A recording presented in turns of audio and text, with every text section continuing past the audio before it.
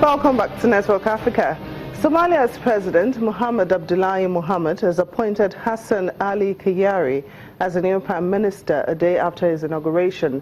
Mr. Ali Kayari is a dual national of Norway and Somalia. He is, however, new to Somali politics and had previously served as head of the Norwegian Refugee Council.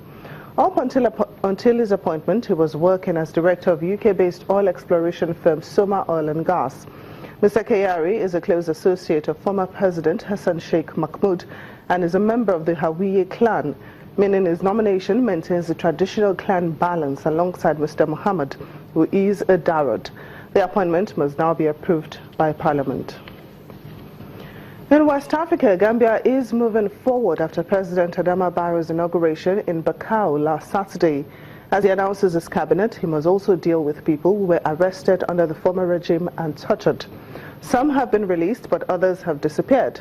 And one of them, the agricultural minister, is back in his old post. While Gambia's military band rehearsed at Bakau Stadium before the inauguration of President Adama Barrow, policewoman Adama Mane watched the preparations with a mixture of relief and sorrow.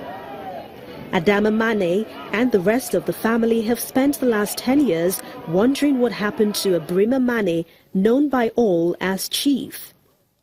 The Committee to Protect Journalists, CPJ, say he was arrested by 2 plainclothes officers at his office and that the reason for his arrest was unclear, although some colleagues believe it was linked to his attempt to republish an article critical of Jammeh.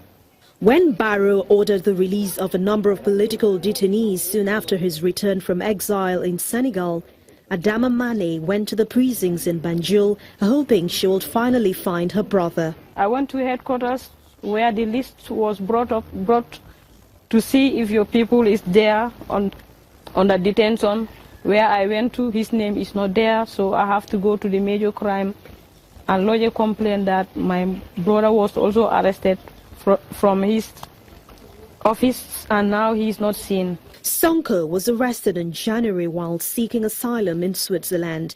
Geneva-based NGO Trial International opened a criminal case against him. Trial helps victims of atrocities take the perpetrators to court and are investigating Sonko's involvement in the torture of political detainees. In the case of Mr. Sonko, Minister of Interior, who was overseeing police forces, a number of reliable sources point to the fact that torture has been quite widespread and systematically committed by the forces under his command, and that at least he must have been aware that those acts, beatings, electrocution and the like, have been committed. Adama Mane wants Mr. Jammeh, who is currently in exile in Equatorial Guinea, to face justice too. For the former president to tell us why he killed him and why should he kill him. I don't think he did anything to warrant him his death. He did nothing to be killed. New Agriculture Minister Omar Jallow was a long-time and public critic of Mr. Jammeh. That got him jailed repeatedly and tortured on 4 occasions, beatings from which he still has scars.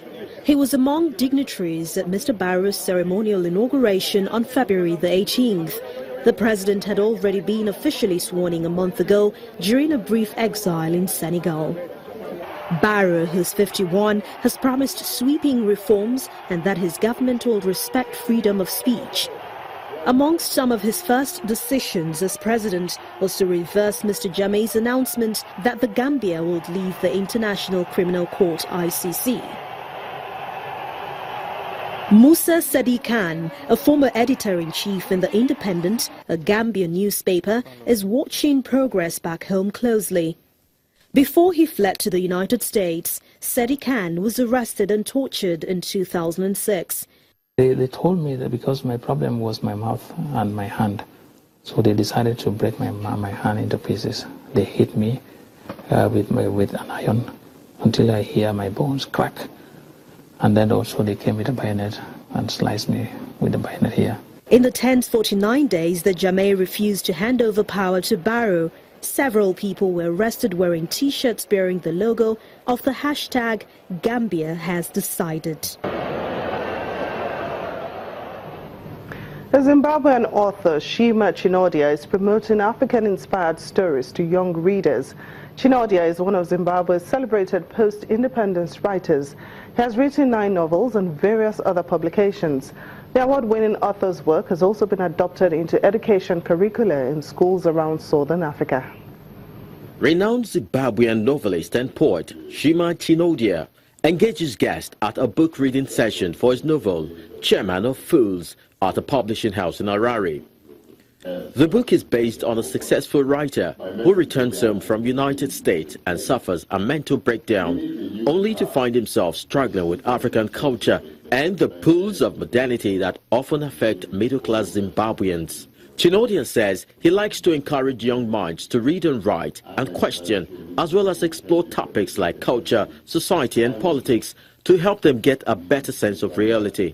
The writer is celebrated for his contribution to African literature in the country and beyond.